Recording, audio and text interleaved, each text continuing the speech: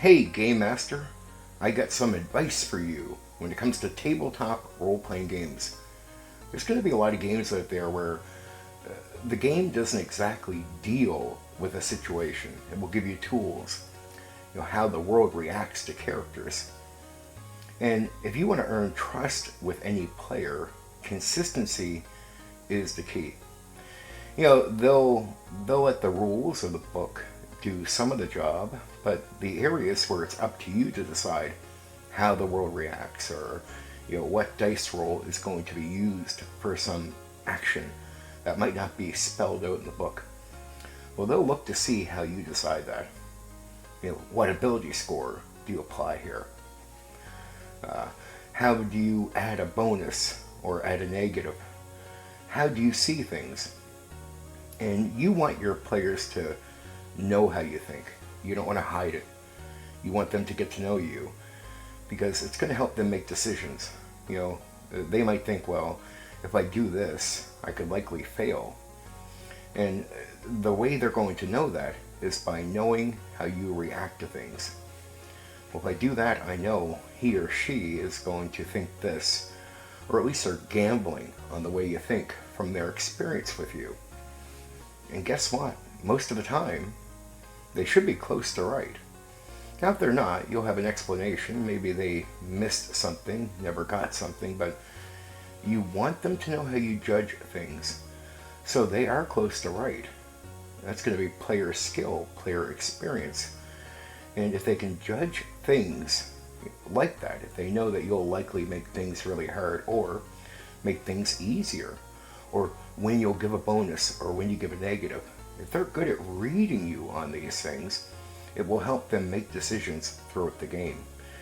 And if you are consistent, they'll trust you. They'll know they can read that. Now, if you're inconsistent, at one point there'll be an action where you apply an ability score during the game to that action. Use that one, make that roll. But the next time they run into something similar, you don't do that at all. Or when you're reacting with the world, it's this way this time, but a different way next time. And it's hard for them to read what you're going to do. Now you might think, well, wait, it's meant to be challenging, so it's okay if I do something different. Well, no, it's going to be challenging no matter what you do. But they want to know that you're consistent. Like, they know the rule in the book. The rule in the book always works that way. They trust that. Well, if you're the one deciding how things play out, suddenly you are the rule. You are the system. And they want to know how that plays out, just like the rule that is solid in the game. And when you apply things consistently, you earn trust. When you react in a way that makes sense to them with the world towards what their characters do, they'll trust you. They'll trust that you're consistent, and that consistency tells them that you're competent with your approach to being a game master. You have a system down. You apply things, the same way. Because you think that way. That is your pattern. They're not trying to cheat by understanding how you might apply something. They're simply trying to play the game. When they look at the rule that's in the game, they know how that's going to be applied. There's no cheating. They just understand where a negative might come in, where a bonus might come in. So they'll look to you for the same thing. So when a guard reacts to the character for what they did, well, are they doing something that would cause the guard to react this way? Well, if they are, fine. But if the next time the guard doesn't react to the same thing, then what? There's an inconsistency. And within that, they'll question you. They'll see incompetence. And in that, they'll lose trust for your decision making because you'll be inconsistent. And to them, you'll be all over the place.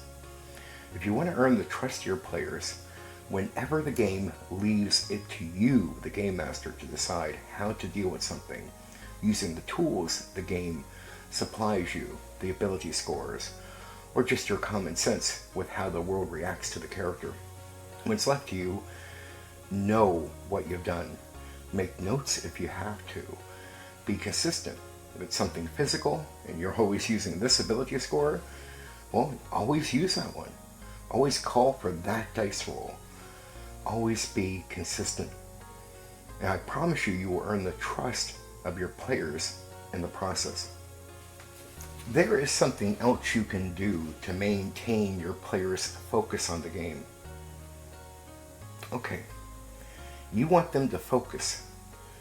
When they start talking out of character, out of the game, about something unrelated, you drive their attention right back to what is happening. There's a concept in old school, in any game in old school, called rulings over rules. What it means is this: if it takes you too much time to look into the book to get a rule, then that's going to leave your players focusing away from what is going on. Make a ruling. Check it later. Correct it afterwards if you have to. Make notes before the next session so you don't make a mistake again. But either way, make a ruling. Be confident in your ruling. Just go forward. Just decide, well, doesn't matter what the book says. You'll use your common sense. So as a game master, you want to know the game that you're running pretty well. Understand it. So you can understand, how you would apply something in that moment. Even if there is an exact rule for it, doesn't matter. Don't let the game slow down. You might only be together for a few hours, and there's a lot going on in the game, right? You want them focused, and the more they focus, the more they'll enjoy it. Guess what happens when players mentally break away from the game? They get out of a process of flow, and it can get them bored. It can be tedious. It can make them tired in the process. When players are focused on playing, they get to a point where they're just playing. They're just in the game. And the energy of jumping out of that is no longer drained. All their energy is in a cycle, in a flow, in a movement. And you want that. You want them in the game, constantly thinking about what is happening in that moment and what might happen next. It's called playing the game. And when they're breaking away for thinking about other things because you're looking in the book, it could take them a period of time to get back into a focus, a real focus, because they drag themselves out mentally, and then you got to drag them back. You took a long time looking up the rule. Well, now they're thinking about what's going on tomorrow in some other part of their life. You don't want that. They're spending too much time outside of the thing that you're doing. And when you're in flow, when you keep the game going, you get more done. It matters more. Here's what happens in the flow.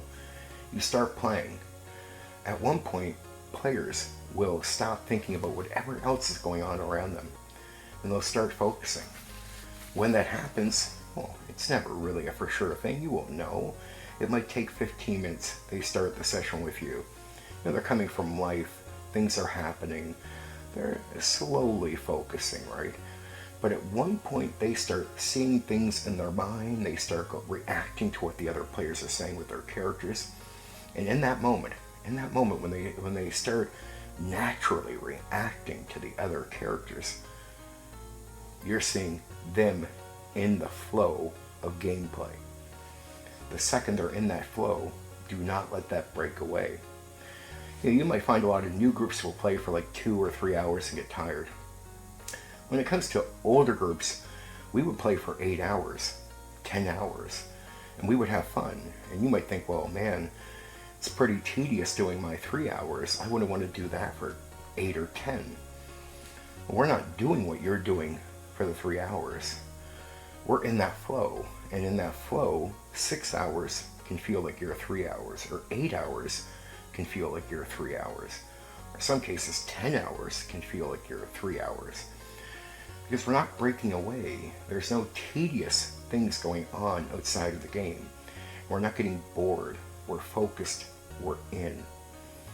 And as long as we're in, it's like time is flying by, right?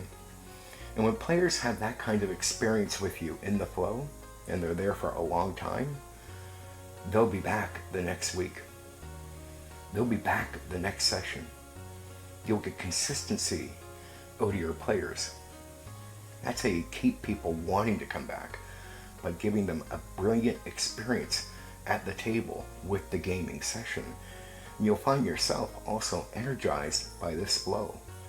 The more you're focused on just running the game and not thinking about something else, you'll enjoy yourself. Some game masters out there wonder how they can scare players, put them on an edge for real during some type of a horror tabletop role-playing game. Well, I got a method that works in any game to have your players on an edge, mentally worried, where you want them to be mentally so they can be afraid.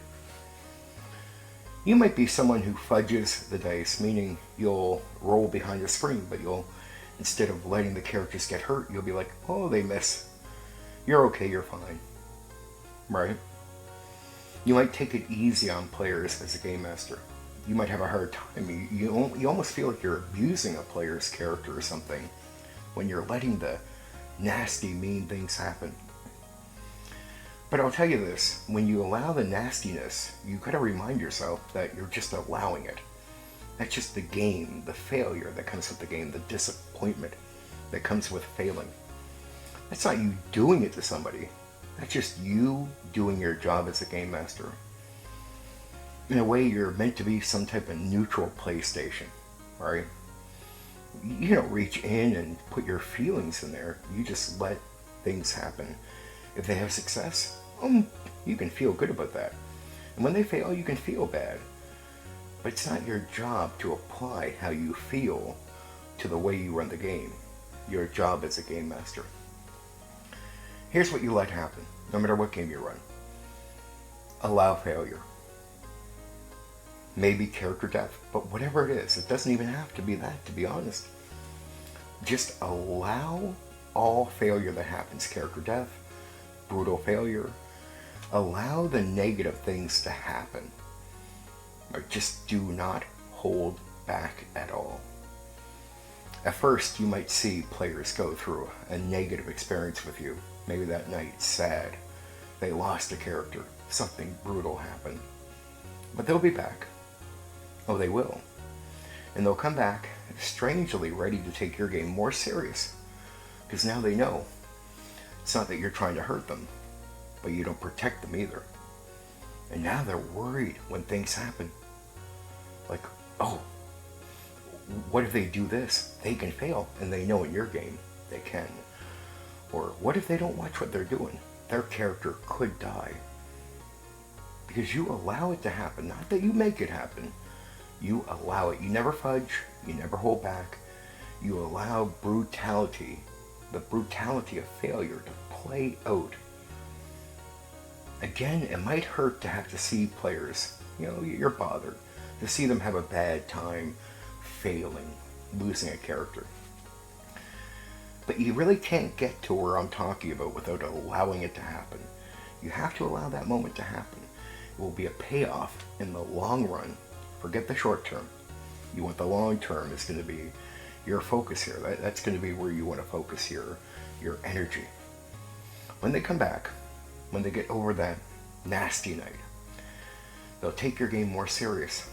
And when you say something simple, like there's a shadow around the corner, they'll worry. They'll be worried. What's the shadow? Better pay attention in this game, because something really bad can happen. And they'll know it. They'll know it because they have faced pain with you. And it's not that you put it on them. It's that they know if something is brutal around that corner, you won't hold back. You'll allow it to be what it is. Hurt them. Take their character away. And with that, players will be worried. They'll be on the edge in your game. Then you can scare them easily, for real. Any hint of anything will put them on the edge, and it won't even have to be in a horror game. Oh, they'll be scared in the most basic game that you're running. And they'll respect you. There's a weird thing that comes with that when you allow things to happen. A weird respect that you get. Because they know you're not doing it to them. They know that you're simply allowing things to play out the way they should. And there's an intensity that comes with that, something you can't fake. You know, people can pretend to be afraid, but you're not looking for that. You're looking for a way to scare them. Well, there you go. I hope these 3 pieces of advice help you game masters out there gain trust, create a flow for enjoyment, and scare the bejesus out of your players. Okay, I love you. Talk to you soon.